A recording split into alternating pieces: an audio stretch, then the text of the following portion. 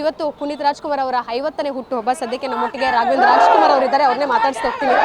ಅಪ್ಪಾಜಿ, ಈ ಪ್ರೀತಿ ಎಷ್ಟು ವರ್ಷ ಹೋದ್ರೂ ಕಡಿಮೆ ಆಗಲ್ಲ ಅನ್ಸುತ್ತೆ. ಆಗಲ್ಲ, ಕಮ್ಮಿ ಆಗಲ್ಲ. ಈ ರೀತಿಯ ಜೈಕಾರ ಇರ್ಬೋದು, ನಿಮಗೂ ಕೊಡ್ತಾರೆ. ನಿಮ್ಮ ದೊಡ್ಡ ಮನೆ ಫ್ಯಾಮಿಲಿ ಅಂದ್ರೆ ಒಂದು ರೀತಿ ವಿಶೇಷ.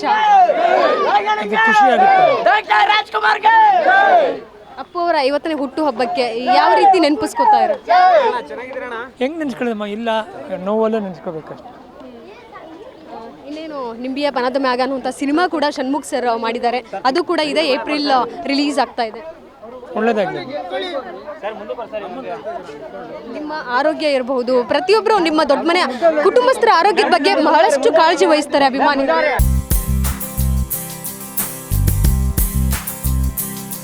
ಅಪ್ಪಾಜಿ, ಈ ಪ್ರೀತಿ ಎಷ್ಟು ವರ್ಷ ಹೋದ್ರೂ ಕಡಿಮೆ ಆಗಲ್ಲ ಅನ್ಸುತ್ತೆ. ಆಗಲ್ಲ, ಕಮ್ಮಿ ಆಗಲ್ಲ.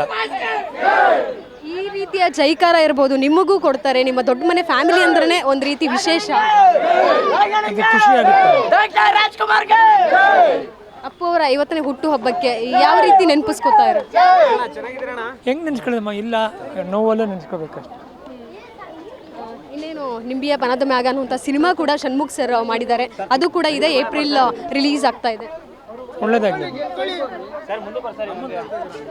ನಿಮ್ಮ ಆರೋಗ್ಯ ಇರಬಹುದು, ಪ್ರತಿಯೊಬ್ಬರು ನಿಮ್ಮ ದೊಡ್ಡ ಮನೆ ಕುಟುಂಬಸ್ಥರ ಆರೋಗ್ಯದ ಬಗ್ಗೆ ಬಹಳಷ್ಟು ಕಾಳಜಿ ವಹಿಸ್ತಾರೆ ಅಭಿಮಾನಿಗಳು. ಗ್ಯಾರಂಟಿ ನ್ಯೂಸ್, ಸುದ್ದಿ ಖಚಿತ, ನ್ಯಾಯ ನಿಶ್ಚಿತ.